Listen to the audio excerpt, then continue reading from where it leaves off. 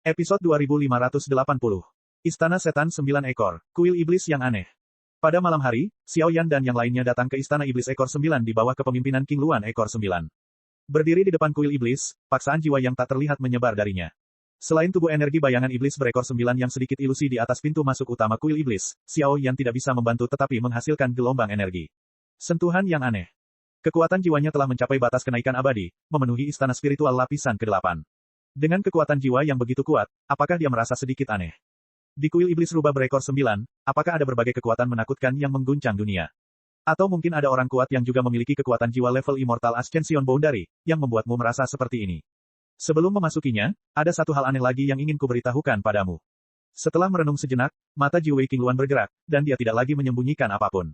Bagaimanapun, seluruh ras mereka tidak berdaya dalam hal dominasi, dan sekarang mereka hanya bisa menggantungkan harapan mereka pada Xiao Yan dan mereka bertiga. Semua telinga, ekspresi Xiao Yan sangat tenang, tapi mau tak mau dia merasa gugup pada Cailin. Dahulu kala, Patriark Klan Ekor 9 pernah masuk ke Kuil Iblis sendirian, tapi tidak ada jejak setelah itu. Bahkan jika kita menggunakan metode yang tak terhitung jumlahnya, kita tidak dapat menemukan jejaknya.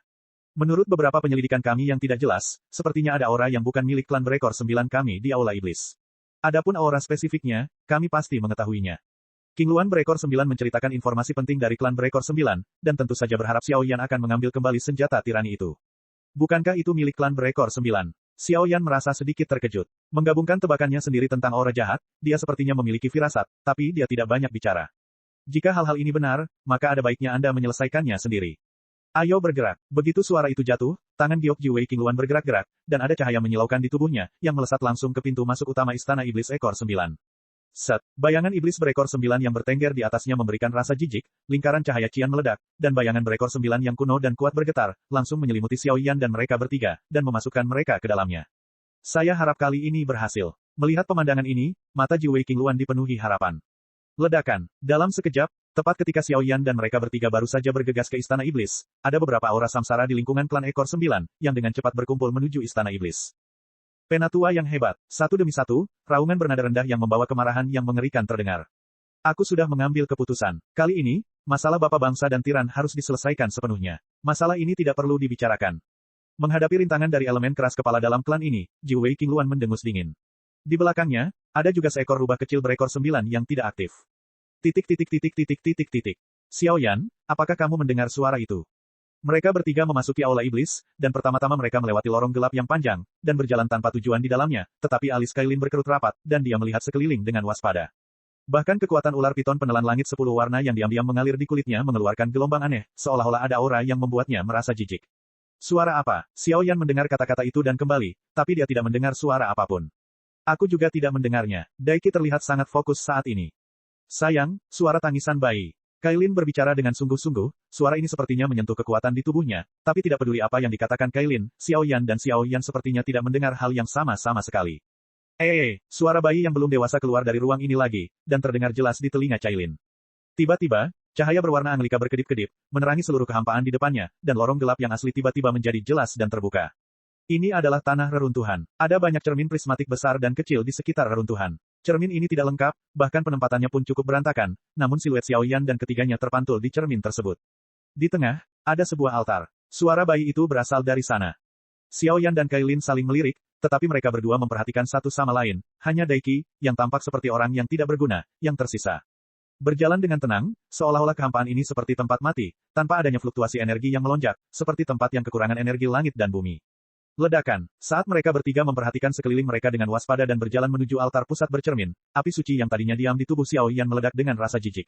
Sumber dari fluktuasi api suci ini hanyalah aura jahat ras jahat dari luar wilayah. Namun di ruang ini, tidak ada jejak energi. Apa yang sedang terjadi?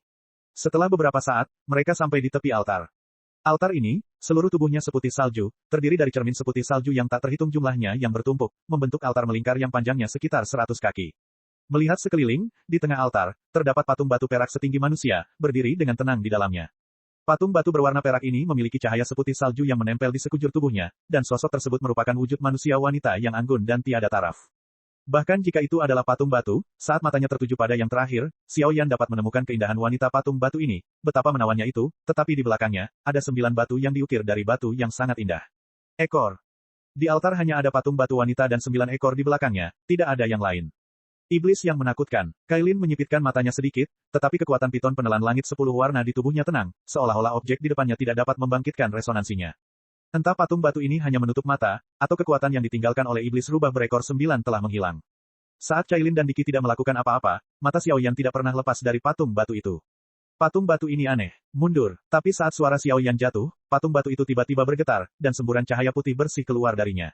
Cahayanya berkedip-kedip, dan setelah beberapa saat, ia berubah menjadi bayi seukuran beberapa telapak tangan. Bayi itu seperti bayi baru lahir yang jatuh ke tanah. Dia membuka matanya yang jernih dan menatap dua orang di depannya. Setelah beberapa saat, dia mengoceh dan berbicara ke arah Cailin, Ibu. Ibu, Tuan. Petik 2. Xiaoyan tidak menjawab, tapi terus menatap patung batu dan bayi aneh ini. Ketika Cailin dipanggil seperti ini, matanya tiba-tiba menjadi kabur, dan dia membuka tangannya dengan linglung, seolah dia ingin memeluk pria kecil ini dalam pelukannya. Set, melihat pemandangan Cailin, bayi itu benar-benar menunjukkan senyuman tersentak-sentak dan menatap ke arah Cailin. Pada saat berkedip, bau darah yang kental menyebar dari tubuhnya, dan intensitas fluktuasi darah ternyata membuat dunia cermin altar ini sedikit ilusi. Gelombang itu, ternyata aura ras asing yang jahat. Cek. Rakan-rakan kultivator sekalian, sebelum retret, sila terus berkultivasi untuk jurus subscribe, like, share dan komentar agar sekte novel Sadim terus berkembang pesat.